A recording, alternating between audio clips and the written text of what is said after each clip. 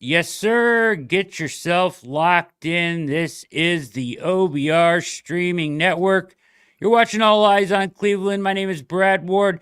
The man next to me, the one and only Casey Kinnamon. Follow him on X at Casey_Kinnamon. What is happening, Big K's dog? Dude, it feels like forever since we've been together. I 2 weeks, man. Yeah. It's crazy. Yeah. How did vacation treat you, man? Vacation was very nice. I came back refreshed and ready to go. It was perfect timing, Come back right on time, and for all this stuff to kick off. It's been a wild week. Mr. Dog Pound in the chat. Everybody filing into the chat here tonight. We appreciate you all. What up, fellas? My wife had a stroke, lost our business, but I'm back. Missed hearing y'all. Let's go. Case still need my 5X. So listen, Mr. Dogpound, I'm truly sorry. Have a good thought for you for sure, brother. And I'm sure everybody, All Eyes on Cleveland family will do the same, the OBR family as well. So sorry to hear that, brother. But glad to see you here with us tonight. We've got much to discuss. We've got special guests coming on later around 8 o'clock. You guys love him. Every time he comes on, he's fantastic. Dr. Jesse Morse.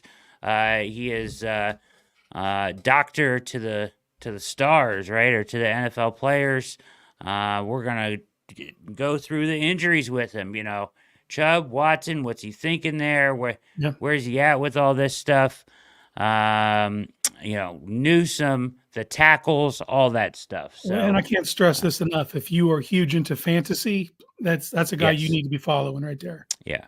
He will have your fantasy injury update, give it to you quickly. He's got his own channel now on YouTube, and is branched out on his own. He's great. So, prayers for Mr. Dog Pound. Good job, MC. I appreciate that. The Lawrence family will say a prayer for your wife and family tonight. We got that. That's awesome. Good stuff from you guys in the chat. Yeah, we're fired up, though. I mean, we got preseason game 1 will be over 48 hours from now. We're going to talk about what we want to see there, right? We're going to do the doctor stuff here later when he pops in.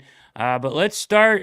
I know you're tired. Nobody wants to talk about it probably anymore. No, let's go. But we still got to talk about it because, I mean, let's be honest.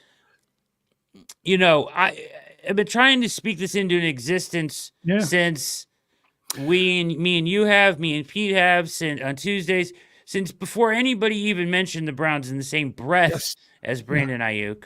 Yeah, but the here first we time are. I mentioned him on camera, I looked it up. It was the 15th of January. Wow. You know what I mean? But it's turned into a circus. It's flat out turned into a circus, man. So let's get to the latest, right? I've got it right here. The latest is, and then I have a poll that I did today too. Right. I don't know. Did you see my poll? I did not, because I would have partaken in the poll. Yeah, partaken. Yes. There's so much nonsense out there. It's crazy, right? And we have to talk about that too. About like, what do we consider a valid source at this point? Right? I don't know, man. There are so many people. We're so deep in the weeds with some of the.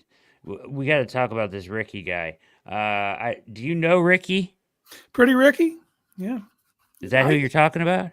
Yeah. The guy that's given all the information. Yeah, he's been right a few times early in this process too. Listen, he's been right a few times. I'll say my thoughts on that. All right. There's so many angles to talk about this. Too many, to be honest. Way too many. All right. So I sent this out 1:50 p.m. today. I set it exactly to expire when the show started. So here we are. Browns fans, do you still want Aiyuk if it costs you Cooper? Your options are yes, no, and the third option was never wanted BA over Coop. I feel like those are the three, where we're at, right? You want to guess? I'm going to guess at this point, most people would rather have Coop. I'm going to guess that's the general sentiment. So, yes, no, or never wanted? I'm going to say most people are saying no now. I think they got their feelings hurt when the word dropped that he doesn't want to be here. Yeah. Hey, good to see everybody in the chat filing in. Just a couple fashionably late. Good to see all you guys there as well. Will, what's up, brother? Connie playing fantasy football for the first time. We will have our gambling and fantasy football show with the guys from the Gambling Football Podcast here in the next coming weeks. We also have some big time guests lined up here in the next couple weeks. I believe we're going to have Zach Jackson next week, or at least we've agreed on that. I wanted to get him on because he nailed it last year with Cooper, right? Like, so he had the piece last year that was like, I'm not seeing it. There's no rhythm.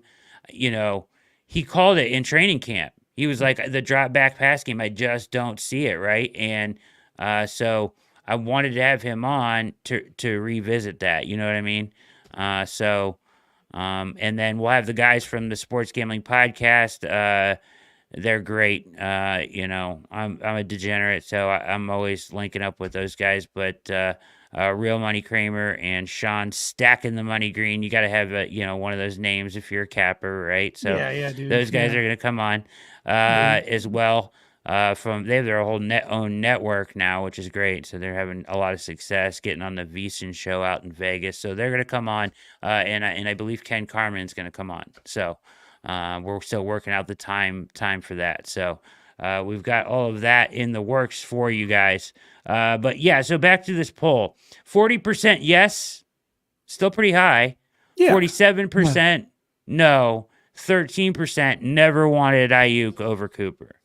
That's how the poll ended. The Pats were supposedly offered $32 million. That's up there. APY, he said no. They're out. They were out right after that. The Steelers came back in. What else can you? How can you sweeten that pot? Like 32, and Buddy's like, problem nah, is, I'm good. I mean, the problem is at that point. My understanding. I'm going to give you my understanding of how this went down, and you tell me what you think, okay?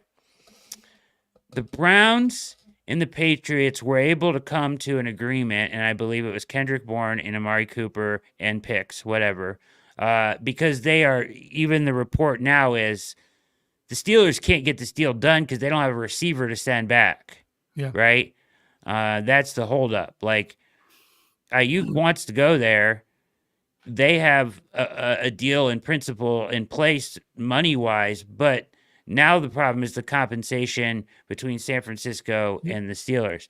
But, 2 days ago, we heard that there was, basically the deal as far as the Browns and the Niners and the Patriots and the Niners was done. It was just up to Aiyuk to work out a deal with either team, and that's it. $32 million didn't get it done. No, but I wouldn't want to go to the Patriots either, Case. For top of the market, he's not going to get that anywhere else. I don't think the Steelers are going to give him 32. I don't think it's all about money. I think it is. That sounds crazy because this is all about money, but at the same time, it's not all about money. I don't think I wouldn't want to go there either. Apparently, there's sources out there saying he doesn't want to come to Cleveland. And I think that is pretty evident at this point because I think a deal would be done. Same. Yeah. If they were in, they get Coop back. I'm sure San Francisco, if they had their choice, which I don't really know why they gave up all leverage in this situation, but they really kind of did. They've really bumbled this whole thing. I kind of from Jump Street because I circle back to the very beginning. The root of this problem is why aren't they making a deal with Aiyuk? Why aren't they all in on Brandon Aiyuk? And you'd be like, okay, well, they already have a contract with Debo and they're saving up for Purdy and they have things going on. But I'm just being real and taking a step back and evaluating the players. Aiyuk's game is going to age way better than Debo's. Debo's not going to be able to be Debo for 3-4 more years playing the way he plays. It's already fell off. That's what I'm saying. Fell off. So I would one good year now and unload Debo and then sign Aiyuk. Because I was on Sports for CLE earlier, and they did a Greg tried. Cosell clip, and he was doing this thing where he was explaining who he sees Aiyuk as a player. And he basically just describes Amari Cooper. It's pretty close, except I'd say that Ayuk's a better blocker and probably better after the catch. Everything else, his game's going to age better. So if you're San Francisco, why are you getting out of the Brandon Aiyuk business? Because the Debo business is going to be done 2-3 years, right? And his name value's high. You could cash in on that and get a trade. I couldn't agree more. So I think they tried to move because before any of this, I think they tried to move Debo, but they paid him too much. They paid him on a 1,300-yard season, 300 on the ground, and since then he's been nowhere close. And now they have McCaffrey too, right? Yeah, I'm saying you that was before McCaffrey. So you need a Debo to be this jack of all trades and do all this crazy shit. But then you get CMC, and all of a sudden we don't need that we don't need all those things now. We just need you to be a receiver, be dirty, do some of the gadget stuff, but it's almost like someone pointed that out before. You did point that out before. So yeah, and Will, sorry, Connie, I was getting there. I think there's a relationship with Tomlin. Well, what else is there? Tomlin ain't playing quarterback. Exactly. I don't understand it. In Pittsburgh, if you're a receiver, my favorite thing of this is if he goes to Pittsburgh, I can't wait for the George Pickens meltdown. Like, I can't wait for that. That is. And Pickens. They want to pair Pickens with Aiyuk, which would be a formidable pairing. Yes, until Pickens blows up. Yeah, and you can't send Pickens over because what's the point then? And he's even more of he's a head case. Mm-hmm. Paul points out the point today, and this is really where we are. So, yesterday, let's just get to where we are now. Yesterday, New England backs out. It becomes clear. Cleveland technically hasn't backed out, right? The Browns haven't, but there's been like radio silence on this thing. I think he would have done it if he could have. Or the Browns, maybe the Browns wanted to come in with like a fully guaranteed deal or something. Like that was what I was waiting for AB to pull one of those, right? To pull the Watson thing all over again, right? But to Paul's point, the Steelers, reputable Steelers journalists and people on the radio in Pittsburgh, all over the place. Deal's done. It's done. It's done. It's just we're crossing T's, we're dotting I's, they're saying yesterday. Then, the more reputable national folks come out and say, okay, it's trending that way, but it's not done. Let's not, it's not done. Your boy Ricky, it's done. It's done. It may get done. It may end up that way, but they want a receiver back. They don't even want a position player. I just read. They want a receiver back. They're trying now. The latest reporters, they're nosing around the NFL to try to get a third team involved to get this thing done. Good luck. Yeah, good luck, man. I don't know. Like San Francisco, I don't know what they're doing on this one, man. So we see in the chat here a lot of people throwing out what they think the Browns would have bid. Do we think the Browns would have gone over 30, like to 32? Or like here, Ty Sock saying knowing the Browns probably like 28 would have maxed out. Here's my thing. The Niners offered him 26. Yes. So I think at this point you have to go to 30 if you wanted to get it done. Yeah. Yeah. I mean, and you can argue, look, I'm not saying he's Justin Jefferson. I don't think he's the tip of the spear, but he's the bottom of that top level, and he's getting better. He's not a player that just showed up and was amazing. I thought he was overdrafted in 2020, quite honestly, but he developed and he just grew. And then not this year, the year before is where I saw it in him. And I was like, keep an eye on that guy. If San Fran can't get a contract on him, someone needs to swoop up before and then unfortunately for everyone, he blew up last year, was the most efficient receiver in the NFL. I mean, point blank, period. And then the price went up. And then all these other contracts are coming in, and it slots him probably 30, 32. I think that's probably fair compensation for who he is, because you don't pay guys for what they've done. You pay them for what they're going to do, what they're going to be. And he's that guy. He's an ascending player. You're Yes, paying sir. him on the way up. Yeah. And Will, here I can see a 3-team trade with San Francisco offering Aiyuk, Pittsburgh offering picks, and Vegas offering Adams. Holy cow, would that be a blockbuster? It would be huge. What's Vegas getting out of this? Yeah. Picks. Okay, I guess. Man, this is not how Pittsburgh operates, though. Like, I'm just being real. They don't pay receivers. They're outside of their box right now. Yeah, they feel like they're out of pocket.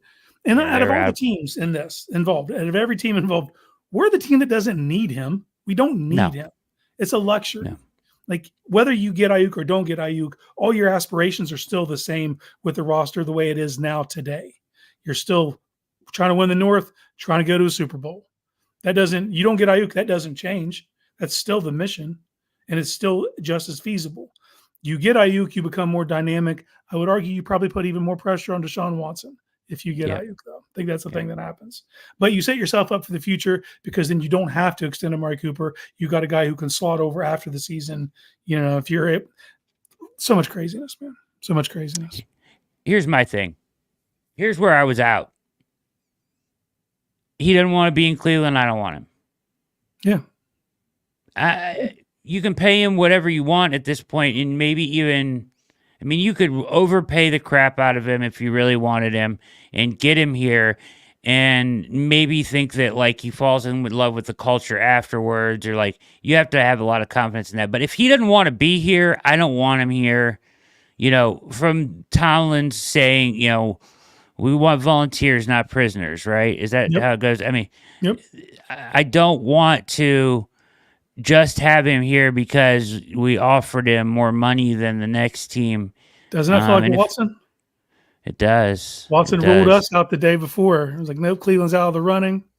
Yeah. And then he slid him that check. He's like, on second thought, Cleveland sounds pretty nice. Yeah, he revisionist. He went back on all that. This is why I chose Cleveland. This is why I chose Cleveland. Sure. Yeah. Yeah, Charlie, I would agree with you. At this point, I hope he just stays. But I'm. Where are you at with what happens? Do you think? Will says Drew Adams does not have a no trade clause. You know, at this point, just stay home, right? Well, here's the deal. He's obviously holding out. If San Fran wants to get him to come back, and they're going all in for this season, and because they're poised to make the run just as the same, you know, they're right there at the precipice. They're in a weaker conference.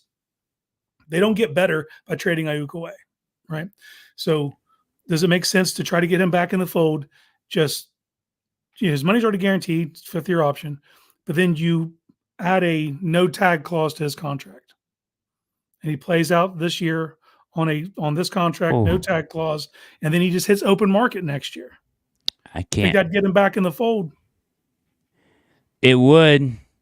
I wouldn't do it if I was San Francisco. He isn't going to get some compensation for him, but you also need him on the field. You can't let him walk and get nothing. I think that's the other thing, though. You don't. What's to say you can't trade him mid-season then? Situations change. Another team has a couple injuries. They're a little more desperate. You just said that they were trying to win the Super Bowl with him. They are. And they were gearing up to prepare themselves for life without him by drafting Pretty Ricky. Yeah. So unless Pittsburgh can figure this out, and at this point I don't know how, because they don't have the player that they want to Not a offer receiver. back. And that's what they want. Yeah. So unless the Browns come out of nowhere and sway this thing, I don't see it at this point. I think it would have already happened. And unless Pittsburgh can bring another team into the fold or whatever, I think he goes back to San Francisco. He ain't going to sit out. I don't think Rich Eisen said this. We were on the React on Tuesday. We were watching some of it. Since Le'Veon Bell and what happened with him, I don't think anybody's going to sit out. First of all, you can't miss the accrued time. because that affects your pay down the line. Plus, you're missing the pay this year. I think he plays on the 5th-year option in the end. Yeah, I mean that's very likely. Then we're stuck in the same limbo next year. And they're going to franchise tag him, Yeah, and we're going to be that's right back here, which is what he does next not year. want. That is exactly what he does not want. But San Francisco will facilitate it the same exact way next season with him on the franchise tag, right? So they're just doing that to get a trade comp. They don't have no intention of signing him to a long-term deal. No, I don't think. So, well, they tried, and like you said, 26, but they have a cap for how high they can go because honestly, they're squirreling away nuts for Purdy. Purdy on the forefront or in the horizon, and they still have Trent, big Trent Williams holding out. Got some drama out there, huh? That's why I thought if you're San Francisco, I thought they would be pushing him to Cleveland so bad because not only would you get Cooper, but you get Cooper on a $1.24 million deals after the restructure. Yeah. You could immediately get Cooper and then pull Trent Williams in with that savings. With that money, yeah, you're right. Once the Browns restructured Cooper's contract, it felt way less likely that they move him to me because of all the dead money. But I thought so too, but they were apparently agreed on a deal with Cooper. That's why I thought it. I didn't think. I mean, it's $30 million dead. Yeah, if he walks out the door. You can't. I don't know. Yeah. I mean, you gotta love that player if you're doing that, and they were going to do it. Dude, he does everything that you want a receiver to do. He does it all. He's not a speed guy, but he's a nuanced route runner, great separation, wins at the catch point, great blocker, nasty after the catch, high football IQ. Hell, man, that game against us. Yeah. They almost win because of him, because of his heads up plays. He's kicking it back inside, he's I don't know. Like I said, the entire time, my only draw was he looks like Mike Tomlin. And it's hard for me to get over, but I would find a way if you can get him under contract. I will say this. He doesn't want to be here. I don't want him here. I get you. I also have a feeling because you sign him up, say you do give him 31 or whatever it takes. Yeah. When that escalates in 2 years and then chases on and it just keeps going up, you don't think he's a guy that's going to hold out for more money? Like try to he feels like that to me. Yep. Yeah. I feel like you're avoiding a headache at this point. Yeah, you might be. Boy, it's just, man, we were so close. I thought it was getting done. I know, man. I was my white whale, baby. I thought we had it, pulled it off. But at this point, I just feel like just don't go to Pittsburgh. Go back. The only thing I don't want to happen now is have him end up in Pittsburgh. Yeah, I don't know. To quote Mike Tomlin, I'm not going to live in my fears if he goes there. And I'm not even that scared. Yeah, I'm not that scared of them either way because they don't have anybody really to throw it to him. Yeah. Our defense, to somebody pointed out in the chat earlier, I apologize for not giving you credit for it, but, Emerson, Ward, good luck, right? Mm-hmm. I mean, against anybody. Yes, yeah, so not scared of that, just... whatever. Yeah, the more good players they get, I don't want that. If you can. Yeah. Thank you, Connie. Connie, thank you for supporting Case on Sports for Clee. This is All Eyes on Cleveland. I'll be on Sports for Clee tomorrow if you want to support me. Just throwing that out there. There we go. Knick Knack Paddywhack. Dude. Give a dog a bone. Your boy. Oh my God! Your boy today. Was that not special? Why can't they interview him every day? Like, have you ever seen a player more engaged when he's speaking? No. Like he was magical. Epic today. Magical, dude. Jameis is magical, and I said it and I meant it, man.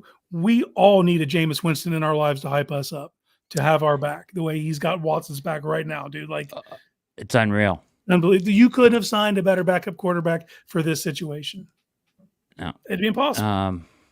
It would be, and just the passion he has for Watson. Like, I mean, come on.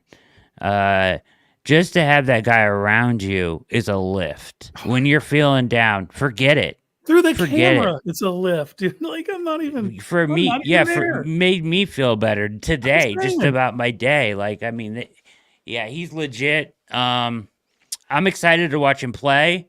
Me too, man. Cause you know what? He's looked really good in camp by Yes, he all has. accounts. He's Mhm. looked really good. So, I think what he does as a backup, at least, we're going to get a little bit into more of this later, but real quickly, what he does as a backup starting on Saturday is he gives your young receivers a legitimate chance to run the offense. Done. Like Yeah. he's a Yeah. pro's pro. Like I want to see Jamari. I want to see Sed out there. Sed looks nice right now from some of these clips. Yes, he does. That stuff is all positive. Yeah. So it's he was fantastic today. He was like, "Did I just rhyme? I don't even know where that came from." I was like, he was just going, and then all of a sudden, knick knack, patty whack, give a dog a bone. What? Like what? Okay, make it work. Make it Well, work. he's gonna be a minister after his career is over, and you could see it. Like his ability Oh to engage and draw you in and connect yeah. with you just with his eyes and his emotions, the way he speaks and the way he just transfers energy, man. Beautiful. Absolutely When beautiful. he said Watson will win a Super Bowl, I screamed. Yeah, I think we all, if not verbally, I screamed inside. He was terrific today. I mean, and I think it was Pat McAfee that made this point. Um, I was watching, or no, it wasn't him. It was one of the guys on the set, right on his set. Was talking about the Browns, and they was like, "How can you go into Berea or into the Cleveland every day with Mike Vrabel and Jameis Winston there, and not have that place be Yeah. alive, lit, Shout out to just Boston every Connor. day?" That's all I'm saying. Boston Yeah, he's Connor said it. Yeah, it was. I mean, that's awesome. So, um, yeah, absolutely. So here we go. Let's take a look. The other news of the week is you're watching All Eyes on Cleveland. Make sure you take a second. Appreciate all of you contributing to the show. Make sure you take a second and hit like and subscribe. We appreciate all your participation in the show and all your support. So make sure you do that. It only takes a moment and it helps us out a ton. So we appreciate that in advance. If you're watching over on X, hop on over to youtube.com/orange and brown report and do the very same. Notification bell tells you every time we go live, because let me tell you, the schedule is going to ramp up as we are going into the season. You're going to have, I can't spoil it all, but you're going to have Monday night shows, probably two Tuesday night shows, a Wednesday night show, a Thursday show, and other shows on top of that that aren't even live that are going to be coming out of this channel. So get locked in now. Do it. All right, let's talk stadium. I have the letter here. I had to print it off. It's long. It's yeah, like it is. 12 It pages. is. To the Letter to the Cleveland Browns fan base and beyond. yeah, whatever it was. I think it's season ticket holders, right, or whatever. So the one part I highlighted, right, and I don't want to dive too deep into the financials. We kind of did this a little bit on Tuesday. We can look at some of this stuff, but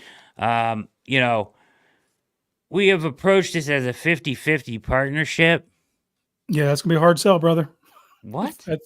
That's gonna be the obstacle right there. Yeah. So, but this is more than just a stadium project. It would also include a private development that, when combined with world-class dome stadium, will be transformative for our region. I do believe that. The Yes, proposed 100%.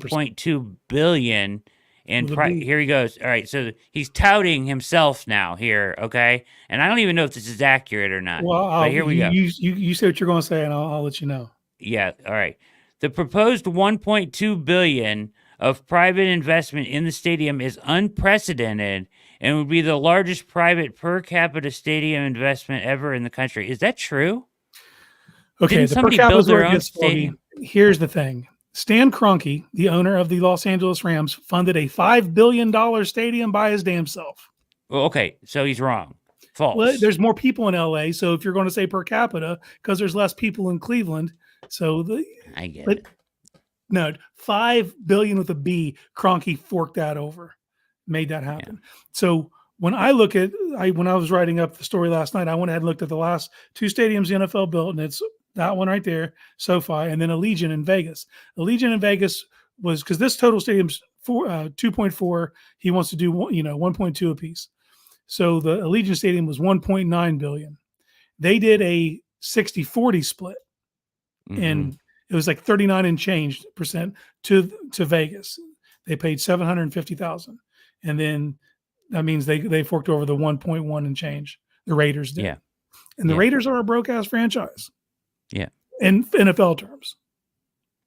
So the crazy thing about this is, and if you listen to Pete, he makes a really good case. Did you watch the React at all? I watched the beginning of it. Did you see the stadium part? No. Pete has been saying all along that this is kind of like a straw man thing that they're doing. They're giving you a shitty option and a really good option, and making you think that you're choosing the good option, right? But what really, you're not right. You have a choice. It didn't put it in front of the people. It hasn't been in front of the people. You know what I mean?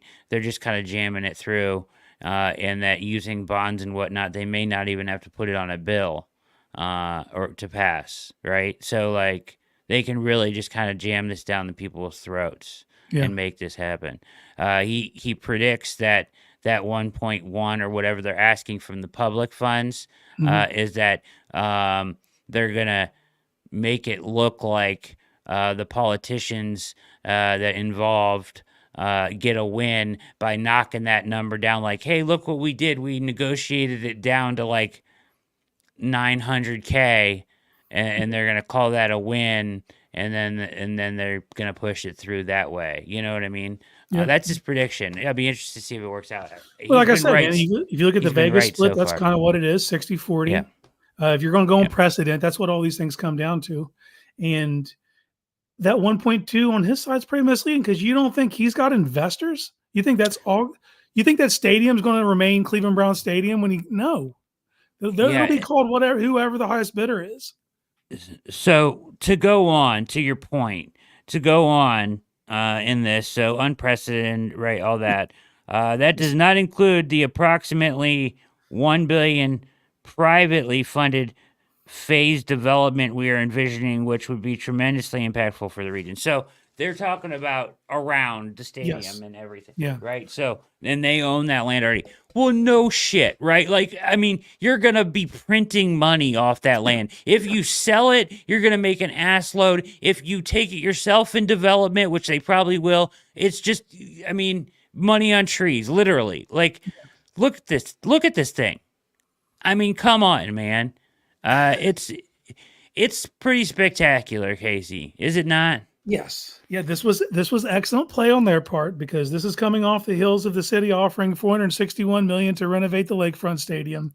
And they're they've had this in their hip pocket, like, oh, that's your proposal? Well, here's ours. And it's out in front of the public, and you're getting the mandate of the masses to see this piece of art. You know what I mean? And this, we talked about it, man. There's several elements from the stadiums. This is part of this looks like Minnesota. The walk up looks like SoFi. Like they took all these cool elements from different things and put it all in front of us, man. It's a piece of work. It's amazing. Look at that. Look at that. I mean, and it's epic. And part of the, the location, to be able to fly into the airport, never have to rent a car, right? Walk right into this, Final Fours, Super Bowls, all that stuff. Think about how easy that pitch will be with the airport there. And they're talking about renovations to the airport and everything as well, too. So making that top of the line, which needs to be done as well. So, I mean, it's just an amazing vision. And it would be spectacular. And there's a lot of people out there that are against it, and I understand where you come from. The cold weather feel. let me just comment on this picture real quick before we get into that topic. Uh, this right here, Oh, like this is the oh, one that did it for me because gross. what I think of about being at the stadium is like, a September or October game, the sun shining down, and and so when you think of a dome, you think of the dark domes and the older domes and the way they look on TV, but like you look at this and it's like, holy crap, man, it's gonna look just like you're outside, but you're inside on a sunny day. Even in December, you get a sunny day, and it's freezing cold. You're going to be sitting at 70 degrees. Amazing. And then to Paul's point, the dog pound. Have you seen what that's going to look like? Straight from a soccer field, one story straight up. Think about how intimidating that's going to be. I mean, that would be epic, dude. Yeah, That's yeah, epic. Like, yes. um, they I just did wonder how long this they've had right. this in their back pocket. Yeah. I mean, and then I had people last night asking a lot on the show, and I posted this in the OBR's insider forums. Of the But snow. yeah, they were asking about the snow, and I just kind of dove into the Minnesota thing. So there is literally called it's called melt technology or whatever it's called. But either way, the shape, the there's like heating water things. Basically, it's gonna melt and slide right off. Like there's Yeah, funnels. There's the technology is so good that there's snow is not gonna sit on this roof, right? Like yeah, it's gonna be clear at game time every time you play in it or there's an event in it if you want it to be clear. yes, yeah. The cooling rods and stuff that run through it, they'll be able to keep the glass Yeah. at whatever temperature they want to keep the glass. I I don't know, man. This is what it It's a would dream look come like true, man. Look at that. That is hypothetically. a dream Yeah. come true, dude. Like, I mean, and I get it, man. There are people that are saying football is meant to be played in the elements. yes. Yeah, because they couldn't build this in 1927. Like, Right. it's like it's a no brainer to me. And then you think of all the other events you can bring to the area. You touched on it. NCAA tournaments, obviously the Super Bowl, WrestleMania. I mean, and I'm not a fan of the guy, but you don't think Jake Paul looks at this and says, "I'm gonna pack that thing out." And there's gonna be a Yep. boxing event. It's all these things, conventions, and dude, UFCs. There's so many things you could do there. Um, it just does more for you, man, that you can't do on the lakefront. And not for nothing, I'm not trying to, like, obviously I grew up going to the Muni, you know what I mean? Yep. Municipal Stadium. Me too. And then the Cleveland Brown Stadium. And, you know, it's a design flaw to build a venue like that on a lake because you can only approach it from one side. So you're Yep. bottlenecked in. Then you have the weather, and it's the unpredictable weather of being on a lake. It's a design flaw, man. Like, we don't have to keep doing this just because that's the way we did it. Like, Agreed. And a lot of people are like, oh, well, you have the weather advantage against other dome teams. It's not true anymore. It's not. Wasn't it just 2 years ago that the Saints came in and beat us on like the coldest day? the Raiders in 2020. It's not true. If it's like kind of a myth, it's how you form your football team. Can you, you know what I mean? If they have to go on the road and play in the AFC North in the elements, can you adjust, run the ball, play? I mean, it's your football team. Yeah. How versatile are you? How well coached are you? But it's not. I don't think you necessarily have to say like you're losing any kind of an advantage by doing this. I think you might actually be gaining one. You control all the variables. Yes. Like, for me, this is a front office's dream. Like, to touch on the weather point for 1 second. So everybody's like, okay, you're going to lose the advantage that a cold weather stadium provides. Okay, I'm going to read you the players that were born in the state of Florida on this team. Your receiving core: Amari Cooper, Jerry Jeudy, Elijah Moore, all born in the state of Florida. Martin Emerson, Devin Bush, Jerome Ford, Zach Zinter. Who was born in Georgia? Well, that would be Watson, Chubb, and Tomlinson.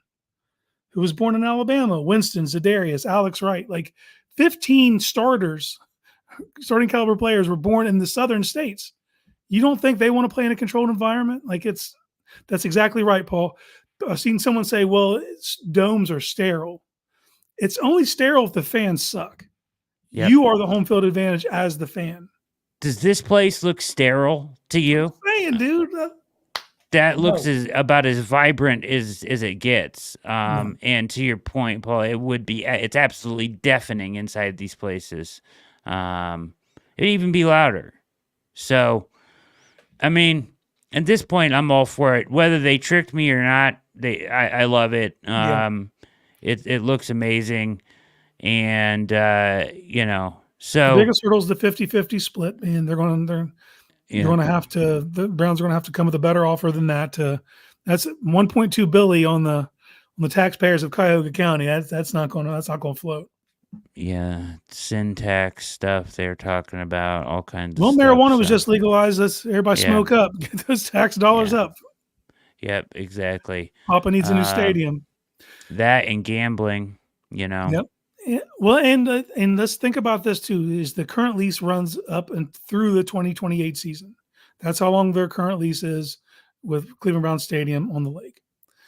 But the reality of the situation is, man, you have to have shovels in the ground by 2026, or this doesn't get built in time to play in 2029. yeah. Um, it's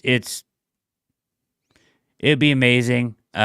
The crazy thing, if you want to dive into the financials, is this, right? Like, so even if the public, I was kind of talking about this before, but even if the public does the 1 billion, right, or they find a way to do it, Mhm. um, which they're gonna do, it's gonna happen at this This is point. happening. Yeah. I have no. There's not 1% that I think this isn't gonna happen. This is happening. Yes. You It's can't put been this toothpaste back in the tube. you've been planning this. They've been planning it. They've got ways to work around the laws, putting it on a ballot. I heard Jason, what's his name, Lloyd, uh, Lloyd say they may not even have to put it on a ballot. I don't know how that works, but he said they might have a way to work around it. So that it's gonna happen. And the crazy thing though is even if the public pays $1 billion, Casey, the stadium is. I was asking Peter. I was like, "So is there a revenue split?" No, there's no revenue split. It's the Haslam's revenue. It's the Browns' revenue. There's no split there. They expect the public to make their money back in taxes, which takes a long time, a long ass time. if it ever happens. So Obviously, there's things that need to be worked out, but like I'm assuming the maintenance would fall upon the Haslam Sports Group. I guess Whereas right I now the mean, maintenance is on the city and the stadium yeah, they're currently in. yeah, and just the surrounding area is where and the parking, just Yeah, printing money. The all Haslams day, will man. be. I Yeah. mean, just printing money. So, but yeah, it's spectacular and it's hard not to get behind, even though at heart I like to call myself a diehard old school football fan. It's hard not to get behind this one, Case. Yes, it's 2024, man. The Yep, technology exists. Like to ignore it, for me, in my eyes, the Buffalo Bills are making a grave mistake by they are. building an open air stadium where they're at, and they're a little more severe than where we're at. They've had games canceled. We've played them in Detroit before because games have been canceled there. For them to not want at least a retractable roof, for me that's so short sighted and just dying on the altar of tradition. That's I'm glad they're not doing the retractable roof because nobody opens them anymore. Yeah, Um, I know Indianapolis has one, right? And I know the one time they got sued because they were uh, they were supposed to get bad weather, so they had it closed, and then people started showing up, and then the radar cleared up, so they went to open it up, and a bolt fell from the retractable roof, they're and a mess. yeah, Yeah, lawsuits galore, man. Like, yeah. They're very hard to keep operating, and the technology. I like this better. yeah, The I do need to hear the translucent. plan for the turf, though. I do need to Yeah, know more about that. I would like to. Uh, it's pretty simple nowadays. I would like. It's not in the letter, I don't think. But pretty simple now. I don't know if it's simple is the word to use, but what they do is you have the field outside, you groom it, Mhm. and it slides in underneath. I know there's facilities that do that to keep Yeah, it all natural. Arizona. Uh, Arizona, there you go. Love that, right? Could they do that here? Where are you Does pulling it that out? look like Like, where turf to you, or does that look like grass? man, you got to play on natural grass. You got to figure that out. There has to be a plan in place for this to be natural grass Yeah. for your players' sake. Yeah, I think Allegiant, she said, does the same thing. I just wonder how you would get it out of this facility. Yeah. So yeah, I need to hear more about that. I am not, but if someone wants to put this in the chat, bring me up to speed. Jerry Jones. Paul said, I think their plan is turf. It's a terrible plan, Paul. Yeah, agreed. Maps. Oh, never mind. I'm getting into a private. Looking for a Browns backers bar or something. Yeah.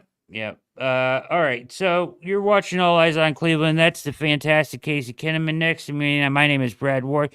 We'll be transitioning to some injury stuff here in about 10 minutes or so. Before we do that with Dr. Jesse Morse, but before we do that, let's kind of talk about what we're excited to look for here on Saturday, right? Yes, sir. What do we? All right, so I think we're good. We might be good to go with the doc right now, actually, which is perfect timing. So, without any further ado, he has his own channel now. He is fantastic. He's been on the show many times. We appreciate his time always. He is the best around for fantasy football news, breakdowns of all injuries in the NFL. He works with NFL players himself. The always fantastic Dr. Jesse Morse. What's happening, Doc? How are you? I'm watching my Patriots not suck. There you go. How the times have changed. We went from winning every game to God help me if I can win one. Yeah. You guys know a thing or two about that, don't you? We do. We're trying to trend out of that, Doc. So what did you think of, so if you're a diehard Patriots fan, what did you think about, what did you think about the Aiyuk thing? Them not surprising. I think it's kind of funny. So if he wants to win, are you going to find a better chance of winning than San Francisco? No. I mean, you're probably not getting traded to the Chiefs. So, I mean, you're not. So, okay, then it's about money. The Patriots are willing to reportedly pay him between $28 and $32 million a year. Yeah. You think that the San Francisco 49ers are going to do that? You think the Steelers are going to do that? Nope. You think Cleveland? Maybe. You got maybe. But, basically it would have to give Amari, which is kind of stupid, for 1 year. I mean, ideally you'd play them both. That would be ideal, especially with Judy banged up. So I don't know. It just, I get it. He wants to get paid well and he wants to win, right? I get it. But then you're going to have to suck it up and make whatever he makes this year and just play for the 49ers. But the problem is they basically have control over him for the next couple of years. Yeah. Because we're going to be in the same position next year, basically, because he's going to play it out if he goes back, and they're going to franchise tag him and try to open up sweepstakes again, because they don't want to pay him long term, so they're just going to tag him and try to trade him again. So yeah, yep. It's a vicious cycle. Wow, just got blasted with some thunder here in Northeast Ohio. Hopefully we stay online here. All right, okay. Doc, let's dive into some of this stuff. The Browns have a ton of guys coming back from injuries, some new injuries to talk about. Let's talk about Nicholas Jamal Chubb first. He has reportedly been running, sprinting at what Fred Greetham told me last night looked like full speed, some cutting. He was running with a sled. We saw him doing the lifting. What do you think?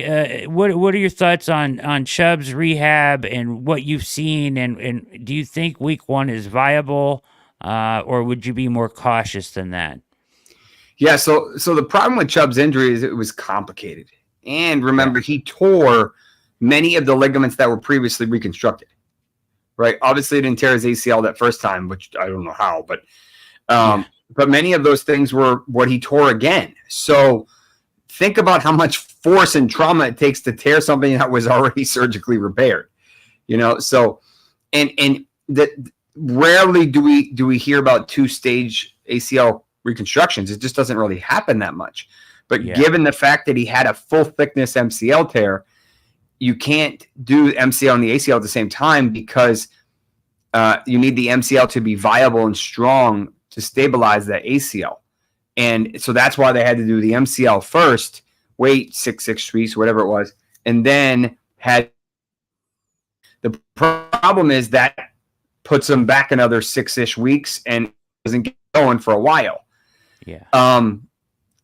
He's not exactly a spring chicken anymore. He's got some miles on him, so that plays a role. Yeah. And, is it in his best interest to be ready for week 1? Probably not. Yeah. I think the line has been significantly upgraded. Ford looks really good. You guys just got Foreman back after that scary injury, possible injury, probably a neck sprain. And, realistically, I would say there's probably a 40% chance of him being ready for week 1. I just don't think it's worth the risk for him to push it that early because he really needs to be comfortable cutting on a dime. That's the last thing. The power's there. We know that. That's not really a concern.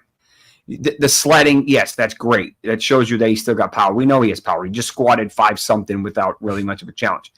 Yeah. But that's not really stressing the ACL a whole lot. It is, but not. Yeah. I really want you to cut on a dime. Show me that not only that MCL can handle it, but that ACL and that capsule and everything else. And then I want you to do it again in 3 minutes. And then I want you to do it again in 20 minutes. And I want you to get hit. And I want you to do it again after that. That's, so I don't expect to see him in the preseason. I mean, if he did, I'd be really surprised. Just not worth the risk. Initially I said probably week 6 to 8, maybe if everything goes well, week 4. I think that is reasonable. And if you look at the data, and I have, for ACL reconstructions in regular running backs versus elite running backs, you have to go back to Adrian Peterson back in 2011 to find one that was absolutely bananas. Jamal Charles was in that same class. Dalvin Cook struggled. I mean, when I say struggled, I mean it's not compared to what we're used to. Saquon Barkley struggled. Last year, Breece Hall saved himself, because they lost Rodgers, so that kind of was a moot point, and he got targeted 1 million times. So that was the reason why he made up for a lot of his fantasy points anyway. It's pretty common to struggle in your first year back. Unfortunately, that's the harsh reality. It's very difficult to trust that knee in an athlete that's cutting every 2 seconds, getting hit every single game. And now they're adding more games and crazy travel schedules. It's tough. It's a tough injury to come back from. And I think it would be, if you guys truly have playoff aspirations and he needs to be part of that playoff team, I think it makes more sense to bring him back after about a month or 6 weeks. That'll keep him a little fresh, and that ideally will help prevent any compensating injuries, which a lot of times happen. Yeah. So the most interesting thing you said there that I think where stands out to me is and it makes so much sense. You got to see him do it again 3 seconds later, 20 seconds later, get hit, do it again, right? Like in a game. How do you ramp that up? That's that's the hard part. Yeah. And that's the challenging part. It's okay, I need to see him do it, but then I need to see him tackled, and I need to see him tackled again. And these guys get tackled traditionally on the outside of their knee because their other knee's here, so they're getting hit here. And what flexes? The MCL. That's what he tore. That allowed for his crazy banana injury. That is a protector of the ACL. So that's why they did the repair the style they did. But in general, he's gonna have to take hits and you see how it plays out. And the good thing is Jerome Ford is talented. like we saw we did last year. So it's not like, oh, they don't have anybody, and even when he does come back, does he get more than 10, 15 touches? Like what's realistic for him? Is he really going to get 20, 25 touches a game? I don't think so. He's not much of a receiver. He's really never been. So then it's like, all right, he's probably going to be off the field on third down if it's long or it's semi-long. So it's like, okay. And now you're like, all right, well, Chubb's on the field. They're pretty much running the ball. Yeah. So now it's like, so that's where they have to kind of be. It'll be interesting to see how that plays out. Conservative. They should be conservative, it feels like. And you want him to have him at the end of the season in fourth quarters of games. That's where I think he's most valuable, at least for me. All right. You sent me a crazy breakdown on Deshaun and his shoulder. You've seen clips of him throwing. What do you think so far from Deshaun? It was he didn't look the best. I think it was yesterday. Might have been today. Yeah, 2 days ago. The same day. You look at his history, he was a monster. 18, 19, 20 or 19, 20, 20, whatever year it was. Those 3 years, it was just incredible. And then it's kind of been, mediocre the past couple of years, obviously given all the crazy things that have happened. Last year, he had he had multiple injuries, but that initial shoulder injury, which is super rare and weird in its own right. And then he tweaked that again. And then he had a high ankle, I think, that he kind of just played through. Then he ended up having that crazy fracture that's just even weird. It's also a super weird injury. So do I have acute issues? Now, I think he's going to work through those. He's going to have some soreness. He's going to have, irritated a little bit. He's going to have to throw for a bunch of times and then take a day off. And they're kind of working through that now. But my concern is, does he have his accuracy? Does he still have the arm strength to do, what you're asking him to do a bunch of times? Can he throw under duress? What happens when he gets hit or when he gets sacked or whatever? The receiving core is even better, or at least it should be better. So I love Cooper. I love Njoku. We'll see if Judy can stay healthy. He's banged up with it sounds like a left hamstring if I'm reading the tea leaves right. But the talent is around him. It's there, but I have some concerns about his ability to stay healthy now. And even when he was quote unquote healthy, 22 and 23, he didn't exactly light the world on fire. Not like we used to see. Not like, oh my God, this kid's incredible. If so far you guys almost have to be disappointed with what you paid for, and what you've gotten, to say the least. He hasn't been an absolute failure, but he hasn't exactly lit the world on fire. Yeah, and he hasn't been on the field enough because of the injuries, right? So just 12 games. Casey, do you have any questions? I'm going to throw it over to my co-host, Case. So with the actual injury itself, with the broken bone, in theory, that should heal itself back stronger. So we shouldn't be worried about that exact same injury reoccurring, right? So are we more looking at like compensation type injuries? Because so maybe it's not as strong as it was. Yeah, so the best way I can they didn't really give us a whole lot of details, or some, but not a weird injury. So think of the shoulder as a ball and socket. So he didn't injure the arm, he injured the socket, the shoulder. So think of that as a golf tee sitting on its side. So it's like if the base of the tee was here and like the tee's sitting right here. So he basically broke like a piece of the tee, like where the ball would sit. So around that is where the labrum is. So the labrum, we call the capsule around that. The rotator cuff's up here. So the problem is that the ball, the arm is supposed to sit in the middle of that tee. But when that's fractured, obviously that you can't sit on there. So what they'll do is they basically put a screw through that T, and then they'll repair, likely, assuming he didn't, depending on how bad his labral tear was, they'll then reconstruct his labrum. He's going to have arthritis. I don't know when, but he will have it, just given the nature of his position and the type of trauma he's now faced and the type of surgery you have to have. Depends on how much, if he has any articular cartilage damage, which translates to the arthritis. But I think of it more as a mechanics issue. Yeah. It's like, is everything all kind of off center now?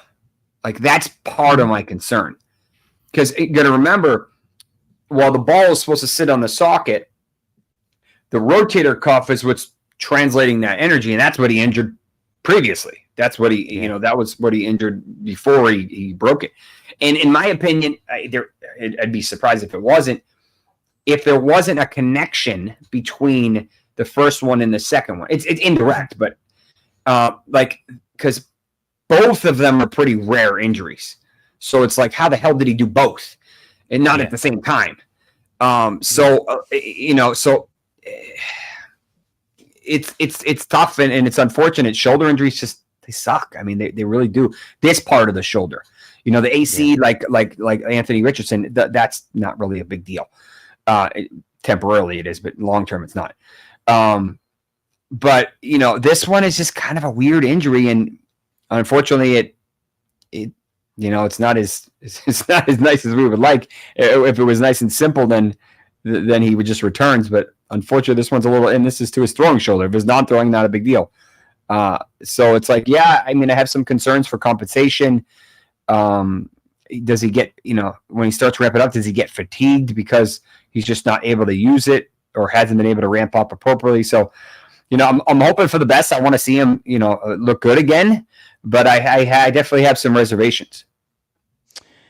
Very good stuff. You're watching All Eyes on Cleveland. Special guest, Dr. Jesse Morse. I've got a couple other injuries I want to ask you about in the chat. Just kind of mentioned it to me. So, at tackle, this is a weird situation with the Browns, right? You've got DeWan. All three tackles had knee injuries last year, right? So you had Conklin go out week 1, so that was in September, with an ACL and MCL, right?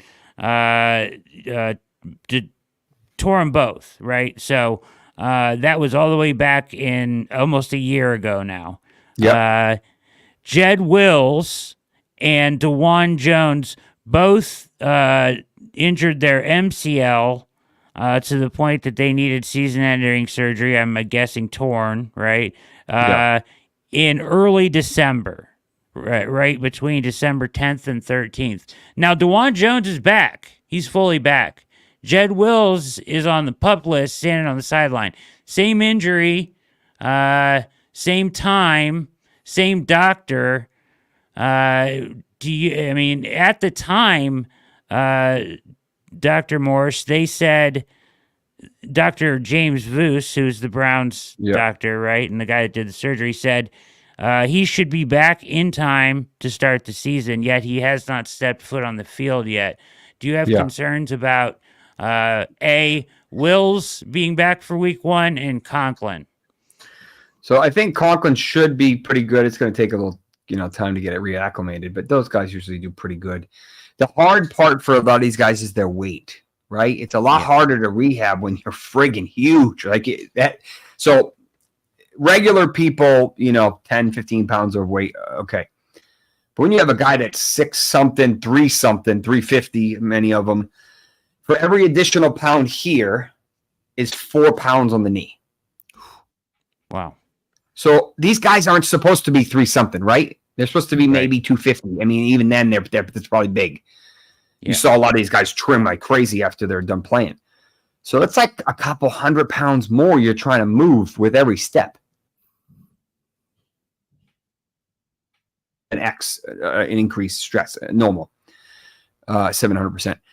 So the reason why these guys get the MCLs is because a lot of them do kind of the chop blocks And it just and you see the guys wear these big, huge, bulky braces that none of the offensive players would ever wear, but the line come in, it's helpful for them. They don't mind wearing them. But when you have a full thickness tear like Chubb had and like the lineman had, that does have to get reconstructed. And the problem with them is that sometimes you'll tear the deep fibers of the MCL, which are attached to the meniscus. And that may be why he's not doing as well, because that meniscus may not be happy. And the other thing that I see a lot, especially with some of those guys, I have one that is kind of dealing with it now, is the cartilage. Let me see if I can get an angle. The cartilage up underneath starts to wear down, and they get to like here they might be fine, but rotating it on an angle, they have this one little spot that drives them crazy, and then they just can't. It hurts. They just because there may be a piece of cartilage that's missing. That's what happened to Raheem Mostert a couple of years ago before he had his crazy knee injury, and they basically, from my understanding, they transplanted it from basically the back part of the knee to where the injury was. But some guys, it's so big that they can't do that. That's not reasonable. So, there's a lot of possibilities. But that may be one of them. And like cortisone does so much for so long. It's not like a perfect Band-Aid that lasts forever.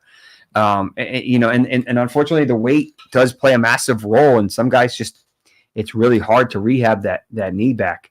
If it was just an isolated MCL, I'm not overly concerned. It's some of the other stuff that you don't hear about. That's usually what's preventing them from getting back. Yeah. So even though they to us in a Associated Press report, the injuries appear the same. They could be very different, right? Yeah, I mean, unfortunately, that may be the major injury, but they have other stuff. Maybe their hips contributing, maybe their backs contributing, maybe maybe they have some arthritis underneath their kneecap. Maybe so there's a lot of moving parts that contribute to that individual knee, besides the main injury, and sometimes they don't really tell you the whole story, and some guys just are able to play through it, and other guys they can't. They just, if it's mental or physical, whatever it is, they can't. They can't push the same way as other guys do. They can just seem to block it out. Yeah. Where do you stand on DeJuan Jones being advised to play basketball to break up scar tissue in his rehab? So scar tissue is a huge problem. I see it every day. I injected someone today that was filled with scar tissue, and it was part of the problem. So I think it's an interesting approach. I think it's probably not the worst idea, because you're going to do movements there that you probably wouldn't do on the football field, at least normally. Obviously, there's new risk involved, so you have to kind of be careful there. They're always trying to avoid another surgery, obviously. I'll use another case that correlates with this to explain. J.K. Dobbins 2 years ago, when he was coming back from his ACL, he had a huge piece of scar tissue that was preventing him from functioning. So he had to go back mid-season on his way back and have it removed, that big addressed, whatever they did to it. And then he came back and he looked great. So there was a single or a piece of scar tissue that was causing a lot of problems. They went in, cleaned it out, and like 2 weeks later, he was back and he did great. So unfortunately, it does happen. Sometimes there's it's almost like something that's causing the alignment to go out. It's like, causing it to be a little out, and because scar tissue is weaker and less flexible, so it doesn't. It's not supposed. It's like a rock in your shoe. It's not supposed to be there. So oftentimes it causes problems when and sometimes they get stuck in these little crevices and these kind of little angles, and you it's crazy, or it swells. It starts swelling like crazy, and so there's a lot of knees can get complicated, especially for these guys that are so big and they've been doing this for friggin' ever. Doc, I consulted you when I wrote. I've written twice now on Greg Newsome's injury. So they showed up to camp, and Greg Newsome had hamstring surgery there's a couple rumors out there, maybe running on the treadmill, whatever. He wasn't in the building, right? They showed up to camp, and he had already had surgery on his hamstring. And I reached out to you, and I said, everything I'm finding on this says that, and Casey, I think you said it first on the show, the only time you have surgery on your hamstring is when it's torn completely away from the bone. Usually, and all the timelines I'm seeing for this are significant, while Stefanski stood up there in front of the podium and said, yeah, he could be back for week 1, which I find a little far-fetched. Where do you come out on that? So I just did a deep dive on hamstring injuries on my Eternal Vitality podcast, if you want to go down that rabbit hole. There's 3 spots that we traditionally injure on the hamstring. The most common is in the middle, kind of what we call the myotendinous junction, which is because there's this thick, huge tendon in the middle of the friggin' leg that isn't in any other tissue, any other muscle, and that's usually where people have their issues. But that's not usually commonly a material where you're going to tear it so much so you need to have surgery, and if you do, that's going to be a very long time. You can have it distally, which basically they attach a little bit on here. There's 3 that go down on the medial side, and there's 1 that comes out and attaches to the lateral side. So you can have those. Again, they're pretty rare. I mean, even the tendon may be inflamed, but tearing it is pretty rare to this point where you have to have surgery. So that usually tells me it's proximal. Proximal meaning it's where it attaches to the hip, or really to the pelvis. Almost looks like your butt, but it's not. It's the pelvic bone. I injected one a couple of weeks ago. It's a really awkward injection, as you could probably imagine. But it's where it attaches. It's literally like it's literally like here, and there's 2 thick, huge ligaments or tendons really that come down, and then eventually turn into the hamstring. Technically, you can tear it off. It doesn't have. I mean, it's pretty rare. But technically you can tear it off that. And that's usually when they have to reattach it. But you're talking about reattaching tendons is friggin' months. Like, that is not a quick journey. So I don't, the timelines aren't consistent with surgery, hamstring, be back in, a couple months, like 2 months or something. Like, it just doesn't add up. So I don't really know. Yeah. It might be some anomaly or something weird. Like, that may be another explanation. You have your grade 1s, which are pretty classic, grade 2s, which are obviously more damaging, more severe. And then you have your grade 3s, which are your full thickness tears. You're sometimes off the bone, usually off the bone. But so I don't, and some of this is, what's his position? DB? Is he DB, yeah. So the problem with those guys is, and this is further going to complicate his return, is think about what he's doing with his legs. Absolutely. Back, forward, side, left, right. Yeah. Like, it's not like, hey, you're holding the line, right? I mean, you're freaking moving every which way you could possibly think of on a dime. Yeah. And you're chasing people that they know where they're going, you don't. So that's that makes this even harder, because it's like, I want you to stress this tissue, but then I want you to go right, left, right, and the wide receiver is going to know that you had that and you're weak on this side, and so they're going to eat you up. So that's another thing that they have to kind of take into consideration. If he was, quote unquote, just alignment or something, it's kind of less problematic, because obviously still important, but they're not really moving a whole lot in terms of like literally having to cut and rotate and back and forth and spring forward and dive backwards. I mean, it's just like that hamstring is going to be fired every which way. And unfortunately it's a tough position to come back from that severe. He'll be back, but it may not be as quickly as you'd like him to be. Yeah. That's kind of what, when I reached out to you and everything I read, that's kind of initially what I said. It didn't really line up. Right. The other announcement then, in case I'll let you ask a question, that they announced at the beginning was Dalvin Tomlinson, big defensive tackle, going to have a knee scope. He showed up to camp. I guess he may have heard it OTAs, I think they said, but he showed up to camp and they did an MRI and they were like, let's take care of this now. And they're going to get a knee scope, and they said he should be back for week 1. That's a little different, right? It's to scope your knee, you can come back from quicker. Yeah, that's usually they just go in and there's usually a piece of meniscus that's kind of irritated. Regular people probably not in their best interest, because eventually you're going to cause arthritis to develop faster. But for people that, want to be back on the field in 2-3 weeks and get paid a lot of money to play a game, it's in his best interest to do that.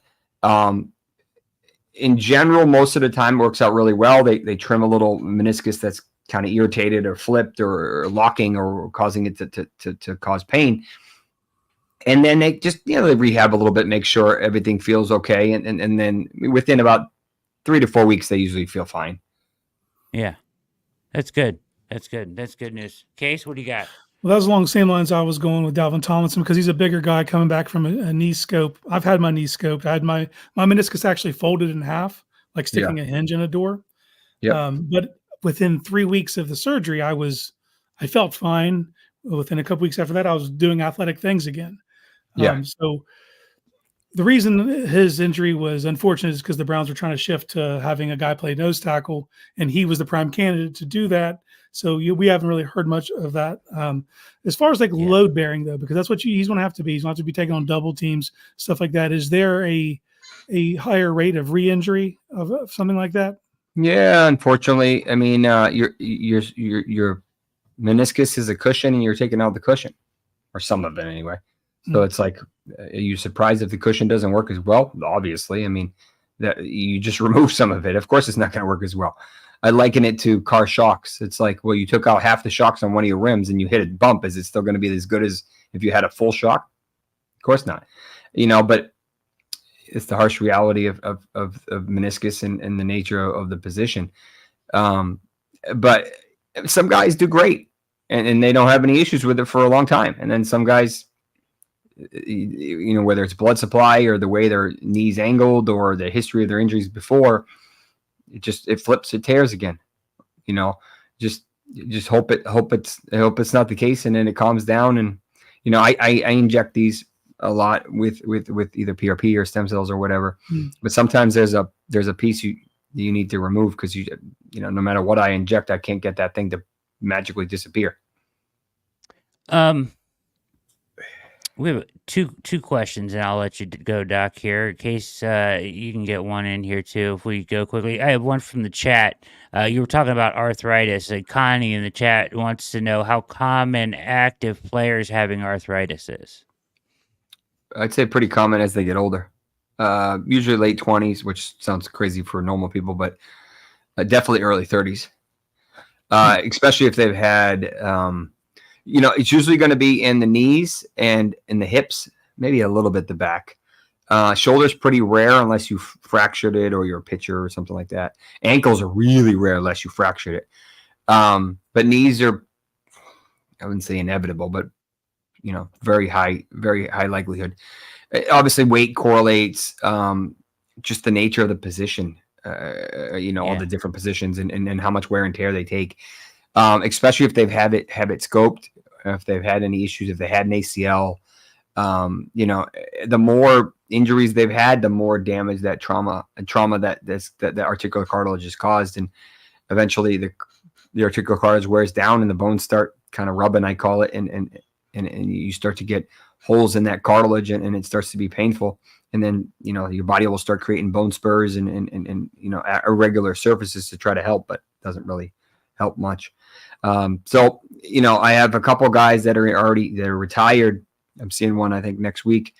And these are DBs, these are smaller guys per se, lighter guys, jacked up 30s, 29, like 32, like 30, like early 30s. And you'd know them if I said who they were. And it's just like, it's unfortunate. It's like, I don't want to tell you to get knee replacement at 33, 35. Like, wow, like, that's crazy. Right. And some people's like, I just gotta live with it. Like, that was the trade-off I made to make all this money, and then sometimes you can do some stuff non-surgically that can help, or at least delay the inevitable is kind of how it ends up playing out. But you know, there is no magic pill, unfortunately, for arthritis. You know, and some of it is alignment. Some of it's just how they're, you know, most of us think we walk like this, but in actuality, most of us walk like that. So there's a lot more wear and tear on the inside of our knees. Not everyone, about 75%. So it ends, you know, it's like your alignment in your car that, you know, if you're tilted inward, that you know, that tire is going to be wearing one way more down on the inside than it is on the outside. It's kind of the same thing with the knee. That meniscus starts to wear down, the cartilage starts to wear underneath it, and then eventually you start developing, you know, issues with arthritis, and you get to a point where there's not a whole lot of good surfaces that you still walk on, and you know, they end up saying, "What's the option?" Case, you got one more? No, I just wanted to thank him for coming on, and like I feel like I got smarter. Well, at the same time, knowing I don't know as much as I thought I did, so it's very valuable. So I've got one more for you, and I'll let you go, Doc. You're always fantastic and generous coming on our show. Our chat loves when you come on. Fantastic, always great stuff, and we appreciate it. You're one of my favorite guests and our fans' favorite guests for sure. And I'll have you plug your channel and everything you're doing here in a second. Last year we had an interesting conversation. You were talking about kind of like what. I just want to revisit this with you a little bit. What players and like team doctors in the facility will do and what they won't do, and what times why they have to come see you because they won't do it in the facility or whatever. Has that changed or shifted since we had that conversation like a year ago at all, or is it still? Team. What's that? I'll tell you this. I had one of the Dolphins in. Was it last week or the week before? I don't know. In the past recent. And I was like, how are they? He's like, I've been on 3 teams. By far, the Dolphins are the most generous and most aggressive. If I want something, they'll do it. He's like, some of the other teams, nope. No. I remember having, and maybe I told you this before, I remember one of the Titans came last year, 2 years ago, I don't know, whatever it was. And he had acute hamstring. It was like late July, I want to say. And he came down for PRP. And I'm like, you couldn't get PRP at friggin' with the team? Like, he's like, no, they won't do it. I was like, huh? And I'm like, well, okay, I need you to get good PT after this. You need you to get dry needling, Graston, a lot of manual work, like aggressive, high level stuff that these guys are all used to. I'm like, you know, you have that with the Titans, right? He goes, nope. Excuse me? I'm like, this is their starting cornerback or whatever, freaking DB, whatever he was. And I'm like, he's like, I have to find it in the city. And I'm like, wait, what? Like, that's wild. And I'm like, this is a multi-million-dollar organization. Yeah. How are they not doing this? Like $1 billion. I mean, forget million, $1 billion. And like, so I'm just like, you know, sometimes there's a disconnect, and sometimes it's an old boys like my buddy, you know, like, oh, you know, he's still doing a good job. Let's just keep him, you know, type of thing. And at the end of the day, it sounds funny, but it's usually a money issue. It's usually a money. These guys are rentals. I liken them to very expensive pawns in a really expensive game of chess. You know, you're movable, you're removable, you're replaceable. A couple of years, they don't care how you're going to be in 5 years. You're going to be off their team. You're going to be out of their lives. Things that like free agents should weigh before they go to a franchise. The type of medical care that they do. I've heard some crazy stories. I heard the Bengals were a little ghetto. Yeah. I've heard some stories. We've heard some stories too. Yeah, confirmed. There's the last thing on kind of top of that. It just made me think about it. How, you know, there's this talk. They're going to go to 20 games, right? Or 18 games, 20 weeks, right? I think 18 is almost inevitable at this point. Yeah, it's inevitable. Is that to you? Is that impactful? 2 extra weeks, or not so much? Because I mean, for starters, they don't play in. I don't know. What do you think? Is there a tipping point if they continue to go that you reach where it's like you can't go anymore? I mean, I think there's a lot of factors. I think adding the international schedule has been kind of a big deal. Yeah. If you look at Sharp Warren, I think his name is. Mhm. Yeah. Look at his tweet today about the Bengals. He was talking about the Bengals. Look at his tweet today from the Bengals. He analyzed the Bengals' schedule. They have 3 short week games. And they had it last year too. It's never reportedly happened before, or they have the easiest schedule in terms of, or one of the easiest schedules in terms of people they play, but the configuration of their schedule is awful. Like in week 2, they get the Chiefs coming off of a long game, because they're playing on Thursday. Yeah.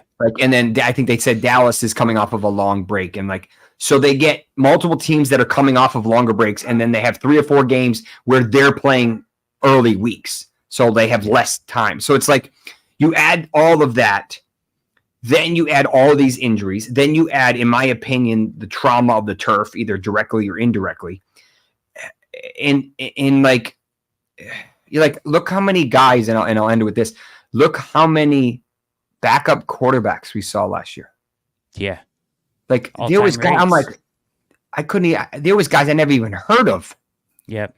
And I'm like, and I follow this stuff. And I'm like, so it's just like, it's I get it. It's a greed. It's a money thing, but it's like, there's gotta be a point where you're like, it's just unfortunate. We love the product, but unfortunately there has to be a point where the product becomes counterproductive. Yeah. Or it becomes, sometimes these Thursday night games are so bad, and you wonder why they're coming off such short rest. Will Lork in our chat says, yes, to confirm what you're saying about the Bengals, 3 games in 10 days at one point. Talk about that. That's Think about that on the insane. friggin' body. And now how Joe's wrist is going to hold up. Yeah. I hate to keep you any longer. What are your thoughts on Joe's wrist? That's kind of a controversial topic, right? Like, is he going to be fine? He should be fine. But if you want to weigh it against a comparison, there isn't one. There's never been an NFL quarterback that has had his exact injury and is throwing on. Never. It hasn't happened. So he's an N of 1. We don't have a comparison. Could he land on it, break his fall, and tweak it again? Yes. Could he go the entire season with no issues? Yes. We don't, the data shows, for the most part, they do well, but, he's half his seasons, he's suffered a season-ending surgery, injury that led to surgery. So it's like, it's tricky. I'm actually flying out to Cleveland tomorrow. I'm heading to Canton for the Fantasy Football Expo. So if anybody's going, oh yes, nice. Yeah, Good I go stuff. Every year, and then I've been doing. I changed my site this year. I ended up having to shut down the Fantasy Doctors for some surprising, unexpected reasons, and I opened up a new one that's a little cleaner and a little easier to navigate. It's called the Injury Experts with a Z, and I'll do everything. Pretty much everything will be on there. It's pretty much all injuries. And I'll do some work on a little bit on Instagram, a little bit on YouTube, but everything will pretty much be on there. Injuryexperts.com. Yeah, the injuryexperts.com. Yeah. And it will, it will, right now I have like all the injuries. So, cause I really only focus on injuries. So it's every offensive injury that I can find is on there. And injury histories, you can search injuries like, hey, how many players suffered, high ankle sprain that were wide receivers in 2021. Like, and you can pull that up. And as far as I know, there's no place you can do that besides there, which is kind of cool. I continue to add stuff and then whatnot. But yeah, so that's the cool stuff I've been working on. And I put a good article out last week before about Achilles tears, which was kind of unfortunate, data. But some of the stuff's free and some of the stuff's, a couple bucks a month or something. Sure. Of course. Fantastic stuff. Check out Dr. Jesse Morse. Nobody does it better. Make sure you follow him on X at Dr. Jesse Morse. All your tweets always get my attention. Very informative. If you're playing fantasy football, you got to stay locked in there. Go to the injuryexperts.com. He's coming to the Fantasy Football Expo here in the great state of Ohio. We were there last year. We had a what is it, a tent, or A you booth? can like Yep. rent them out, a booth. We had an OBR had a booth there last year. We don't have one this year, but it was fun. It's a lot of fun. It's a great Oh, yeah. time. You get to meet up with all the rest of the fantasy geniuses out there. Crazy. So, Yep. yeah. So we'll have a good time. It's like a absolutely. reunion every year, and I get to go tour the town Yeah. for 2.5 days. Yeah, down in the Hall of Fame city there. Oh, yeah. So I'll be stumbling around somewhere over there. stumbling around. That's right. Doctor, you're the best, man. Thank you for your time. So generous. So we learned so much from you, and like our fans appreciate you so much. So I'm sure they will come check out your website. Thank you again, and we'll talk soon. Appreciate you. You guys have it. We'll see you in a couple weeks. Okay. All right. Thanks, All right, Doc. man. Dr. Jesse Morse. Nobody does it better. Case. I'm glad that we're recording though, because I can go back and actually listen to this and try to fully grasp the hamstring discourse we just had, because that was a master class in understanding that injury. Yeah, so I've written twice about it. About Newsome. Yeah. I think that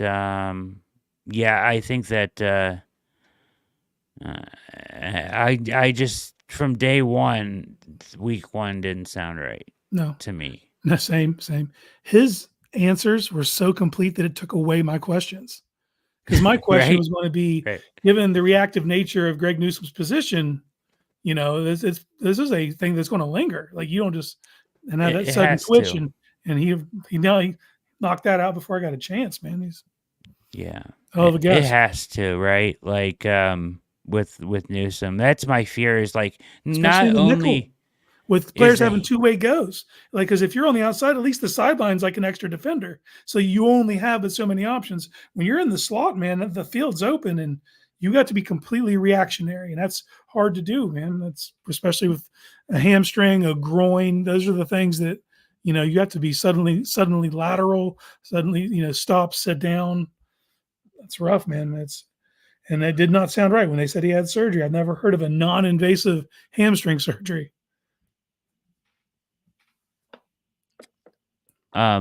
He's the best. Great job from Doctor. So Will kind of updating us on something going on here. So if anybody has an X account, Cowboys Twitter is melting down right now.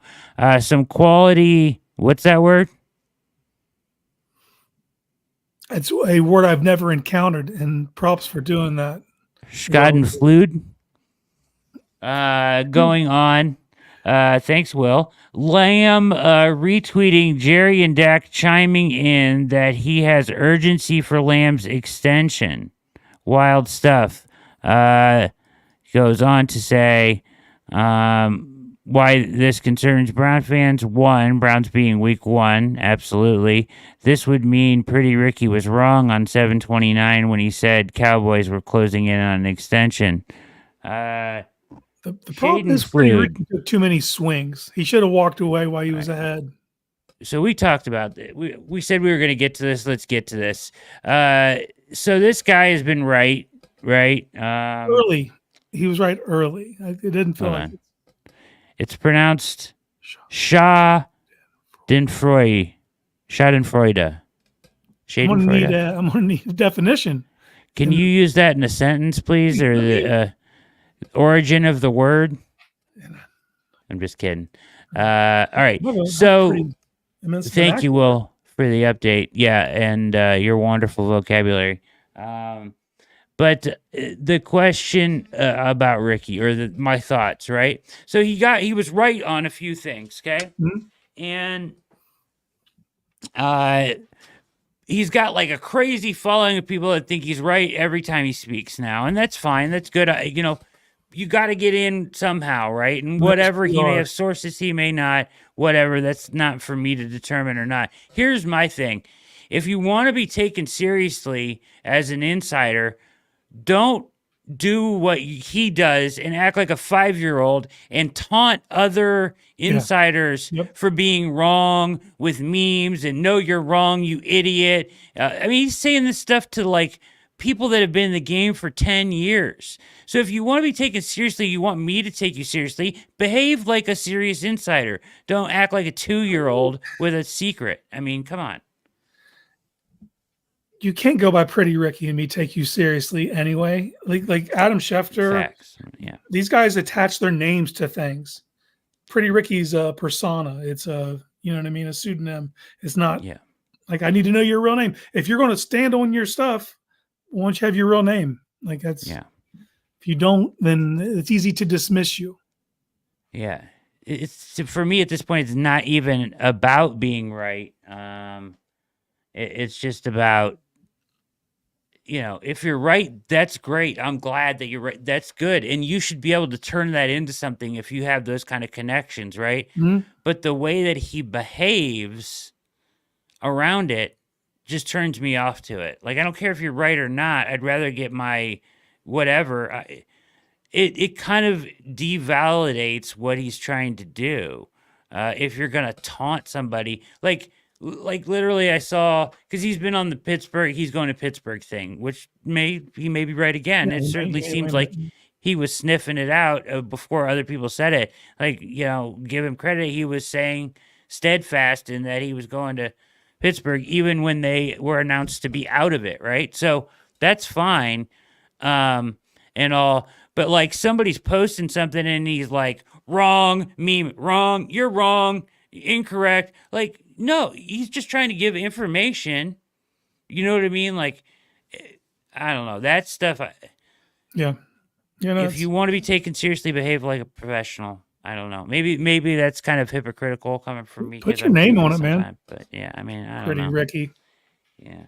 But I have no hate for the guy, whatever. And I hope he gets it right or whatever. But just the trying to put everybody else down, that has an insider. I mean, people have agendas. People will tell you things because they want certain stuff to get out there. You've got to be really careful in the insider game, right? Yeah, it's so many agents. So it's not a motivation. Yeah, everything is released with a motivation, right? Like it's not always the truth. So I don't know. Yes, Charlie says he was a Ricky fan for a week. He blew it. He has become annoying as fizzle. Yeah. So great stuff from Dr. Morse. I've always found that I've always found that conversation intriguing about the old school doctors in the building still that are, the old boys. If you're club. A free agent, you should find that out before you go to a franchise for sure. He talked about the conversation that I was calling back to was, a guy that came to him and has to pay $20,000 to $40,000 for a shot from him at a private practice where some places will do that in the building. House. It's part of the $20,000 to $40,000 for a shot in your knee.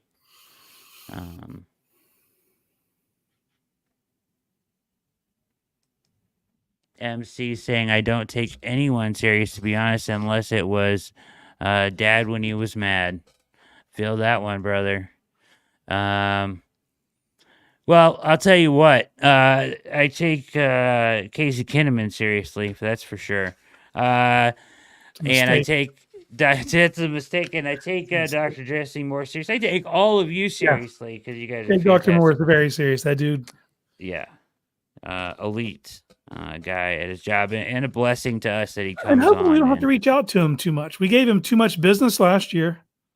Yeah, I'm sure we were a huge talking point. Yeah, let's knock that off. That's easy. Yeah, well, let's not have to reach out for so many injuries. I mean, I got a list of like 20 names here. I could have kept going. Yeah, we got so many. The season hasn't even started yet, Case. Well, last year, I think we could agree that it felt like it was mostly an offensive issue. Defense would like flare up here and there. But this season, it feels like the injury bug took a bite out of the defense before the season started. So, well, I mean, safety, they were down to their last safeties. Newsome was on the IR. Yeah, I had Delpit on the IR. I'm talking about like seasons over. Yeah, you're right. You're right. You know what I mean? I feel like the offense was just a revolving door of that. Yeah. All right. Who are the three guys you're most looking forward to watching? We got about 10 minutes. Who are the three guys you're most looking forward to watching? 3. What do you want? What, you 6, 7, 20? Dude, What do you want? that's the point. That's where we're at, dude. Like, and in years past, we'd be rooting for these guys because they might have a starting role. I'm looking at guys who might just are borderline practice squad players who I'm excited to see.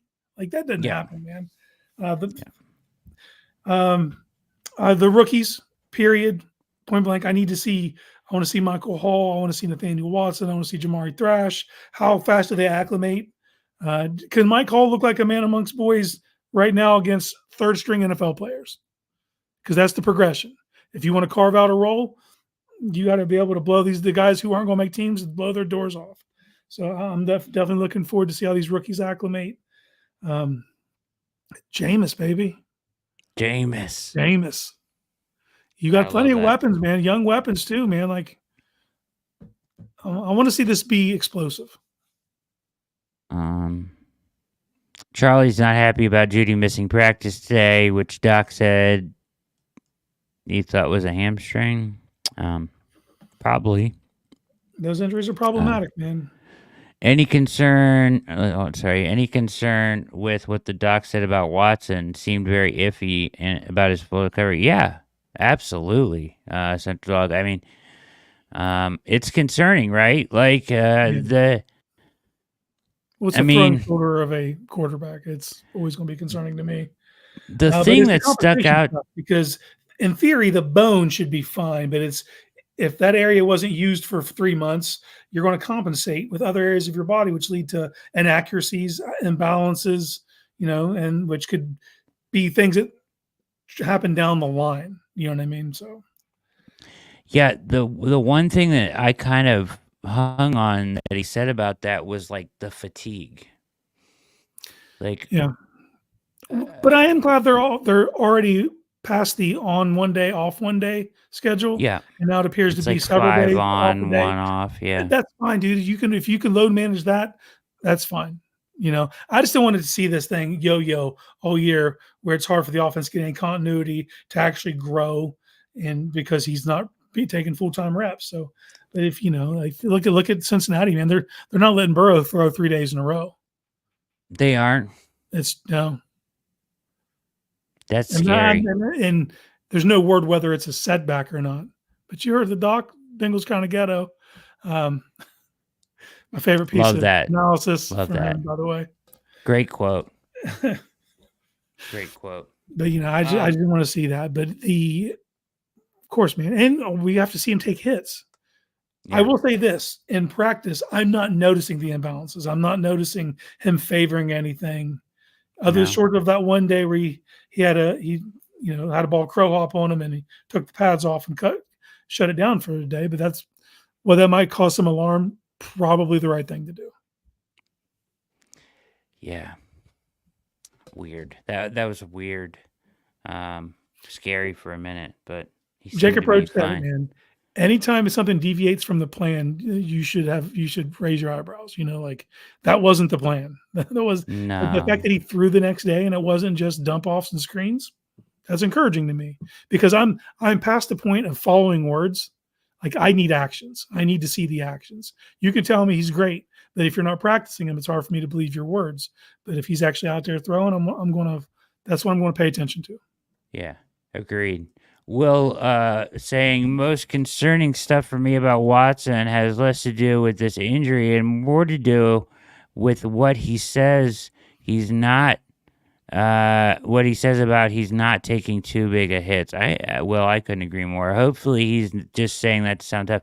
I agree more. At what point do you deviate from what you've been doing and get the hell down, man? I'm following actions, Brad. I don't give a shit what he says. But if he's out there taking hits, I'm going to care. Yes. Facts. Get down, young man. You're too important to the operation. It's like I honestly believe if he were to put together 4, 5, 6, 7 weeks in a row, and we saw glimpses of this, it'll come back. Like he's never been out there long enough for it really to have a chance to come back fully. But if he could just stay healthy for long enough, I feel like it would all come back to him. Well, at least the bitch of it is we don't even know because it's been such short sample size. At least if he That's what I'm plays saying. 10, 12 games in a row, we'll know what it is. Right. And even in like 4 or 5, you've seen the glimpses of it going that direction. It gets better, right? Well, I guess a little up and down, but I still, thought but it you started see to the get glimpses. better. You see like, oh, that's what we're looking for. That's what we're trying to get to. Now it's about stacking that and being consistent with that, and defenses respecting that and changing the way they approach you. If they don't fear you, that they can, they dictate. And when you have the kind of offensive personnel the Browns have, you want to dictate. Yeah, have to. So my guys, real quickly, I'm interested to watch Miles Harden and Halasi play both, right? I think that's a really intriguing. Both players I like, but I'm wondering if it's going to be like, if Newsome's out, it's like Halasi's your outside man-to-man guy and Harden's your nickel, or if they're gonna, see what each can do. So I'm interested to see where they play and how they play. Can Harden play man in this scheme? I hope so, because I like him a lot as a player. And of course, Jamari Thrash said Tillman. Guys I'll be watching. Isaiah McGuire is a guy I'll be watching. Siaka, IKEA Furniture. He'll be out there, I'm assuming, right? So he's got to show you something. This is where he's got to show it. Right? He's got to show you something.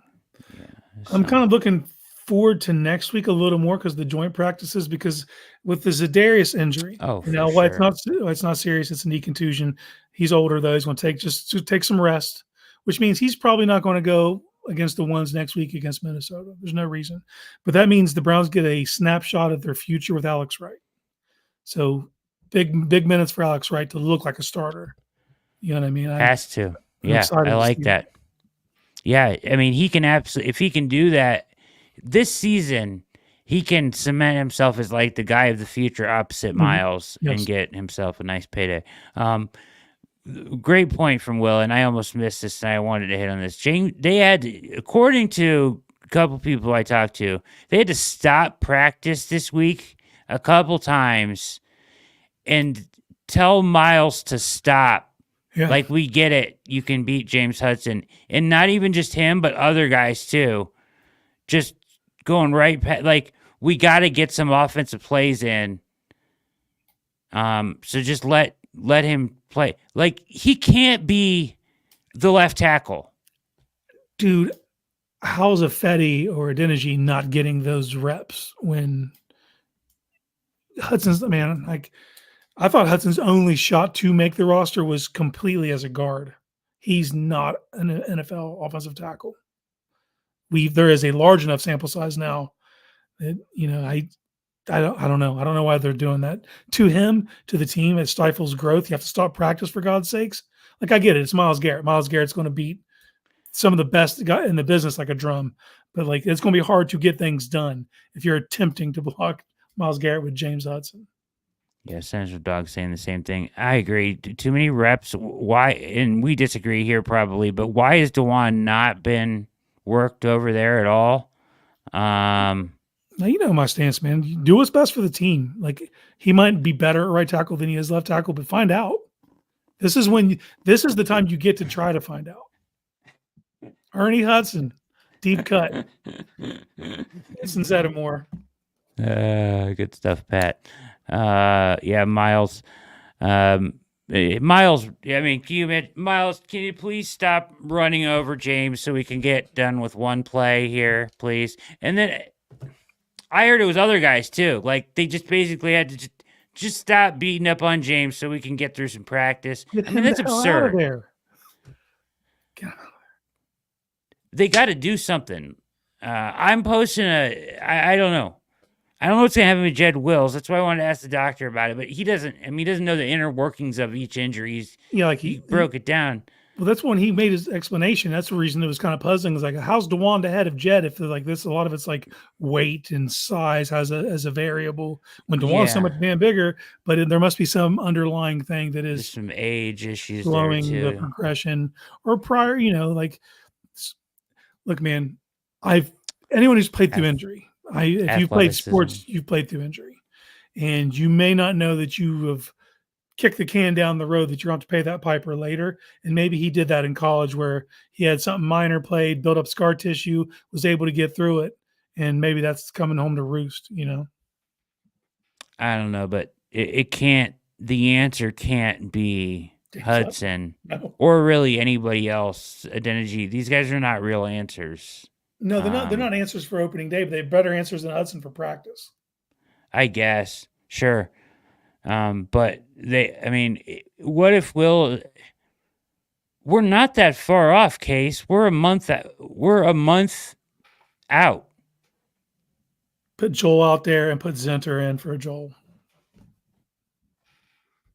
Ugh. That's better than Hudson. It is, but man, I don't even like that idea. No, I don't like that. Dude, Micah's on the other side. He's September 8th. Micah Parsons, week September 8th, bro. That's what's waiting on you. I will have I'm doing a cut candidate piece right now. I was working on it some today. I don't know if it'll be out tomorrow or the next day, probably Saturday. But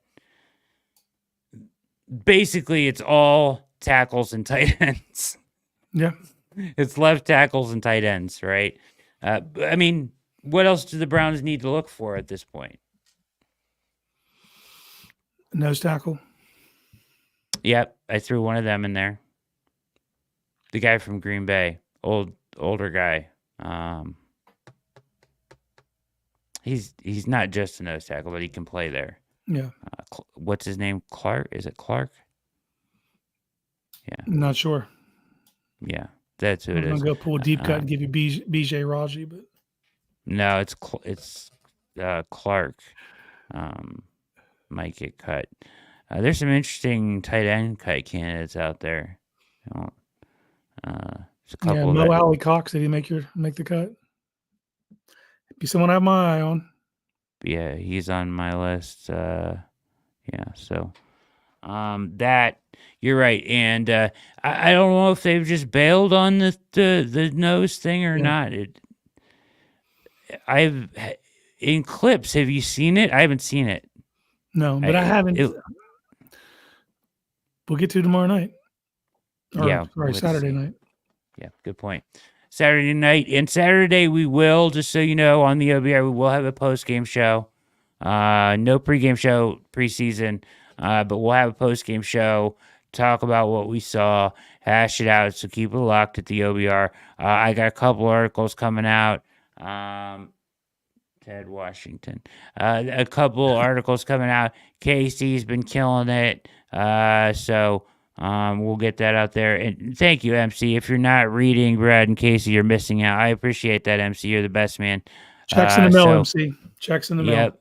Appreciate the kind words. I know you guys are sick of me. You had to deal with me Tuesday, Wednesday, and Thursday this week because Barry's electricity is out. So I know you're like, God, get this guy out of here.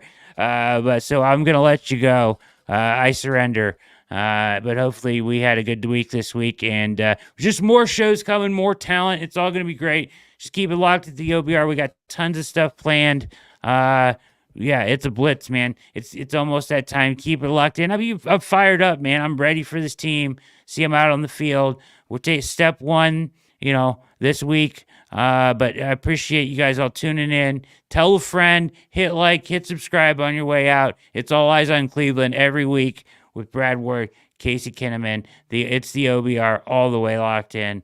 Getting you guys through every day until this thing is a Super Bowl, right? Yeah, someday. So Lombardi boosted, baby. And rock this thing until the wheels fall off. You guys have a wonderful evening. For everybody at the OBR, hope they get their lights back on soon. Ian, Barry, everybody, we're making it through anyways. Big shout out to Dr. Jesse Morse. Go check out the fantasy the injury experts with a Z.com for your fantasy stuff there.